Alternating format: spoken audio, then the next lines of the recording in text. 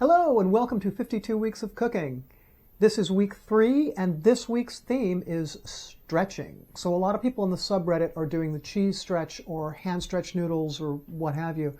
But what we're going to do is we're going to make a meatloaf and we're going to stretch our meat by putting a filler in. So the filler that we're going to use is a pre-cooked grain and lentil blend that I had in the pantry because I'm kind of trying to use what I have on hand. And the rule of thumb about fillers in meat is if it's something formed like meatloaf or meatballs, you want about a cup of filler to a pound of meat. If you're doing something that's not formed, that can be looser in texture, such as taco meat or spaghetti sauce, you can go 50-50 on your filler. But we're just going to do a cup per our pound of meat, and let's make some meatloaf. What you'll need to make this recipe is a pound of meat. I'm using bison, but you can use any kind of meat you want. You can use impossible meat, chicken, whatever. On whatever grain blend or vegetable blend you're going to use to stretch your meat. I'm using this 7-grain and lentil blend because it's what I have on hand and I'm trying to use up what I already have. You'll need some ketchup. I'm going to use a mixture of ketchup and chili sauce because I really like chili sauce, but you can just use ketchup, that's fine. You'll need an egg. You'll need some breadcrumbs. I'm using panko because, again, it's what I had on hand. And then whatever spices you want to put into it. Meatloaf is really forgiving with spices. You can spice it up or spice it down and it's going to turn out great. I'm using red chili flakes, salt and pepper, ancho chili powder, which gives a really nice depth of flavor without heat, my beloved smoked paprika, and some hot Calabrian peppers, which do give a really nice kick of heat that I enjoy.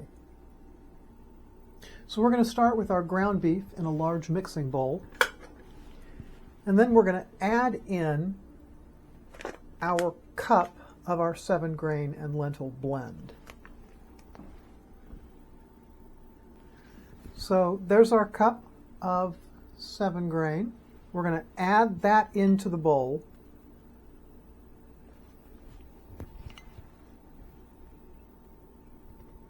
We're going to add an egg.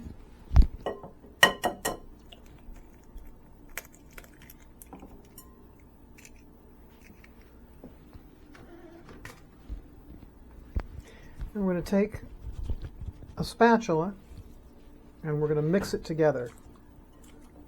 You can use your hands if you like, but I don't particularly care to use my hands for this. It's raw meat.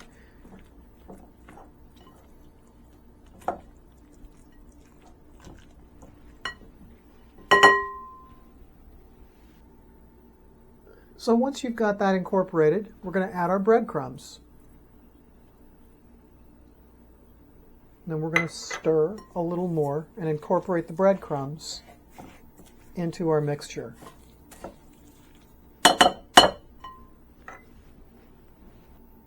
So once we've got all that incorporated, we're going to add about a tablespoon of chili sauce. I usually like to add a little tiny bit extra of the chili sauce just because, again, I really like the taste of it. We're going to add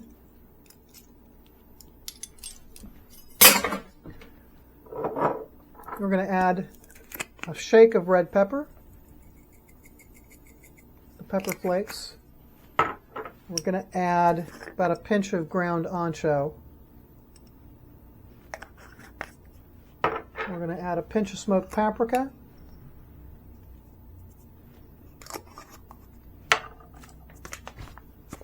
We're going to add a pinch of the Calabrian pepper.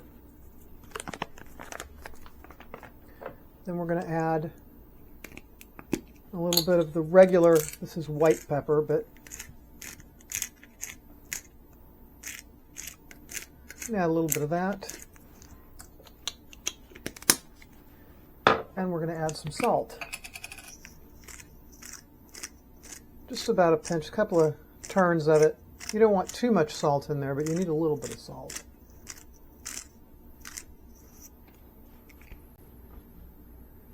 So I've added a little more chili sauce. Bison is really, really lean, and the mixture looks a little bit dry to me, so I don't want dry meatloaf. So we're going to stir a little more liquid into there. Just make sure we've got everything incorporated.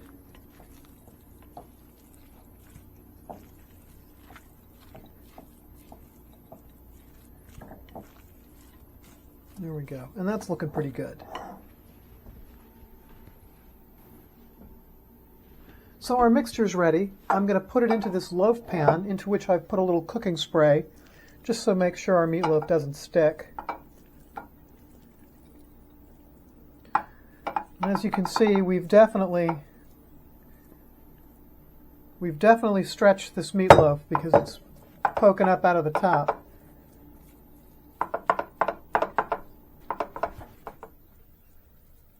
We're just going to level that out a little bit because we're going to put a glaze on top of it, which is optional, but I like to do it because it gives it a little more moisture.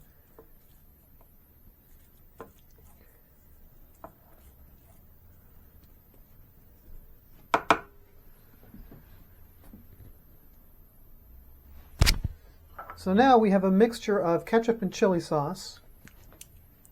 We're going to stir them together, blend them really well, and we're going to spread them over the top of the meatloaf, just enough to get a little glaze on there. You don't want too much because then it just becomes all about the glaze, but this is just a little. I'm sure we got the rest of that out of there. So now we're glazed.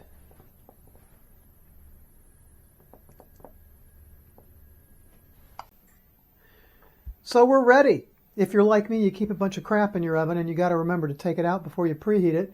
But our oven is now 350 degrees and we're going to take our meatloaf, going to stick it in the oven, and we're going to bake it for 40 minutes. And then we'll take it out. And there we have it. We've come out of the oven and we're done. And that is our meatloaf for week 3 stretching. So there you have it, a meatloaf with a filler. The texture on it, it's not as dense as it would have been had I just used the meat and the breadcrumbs, but it's pretty good. And I will definitely make this one again, and I will see you next week.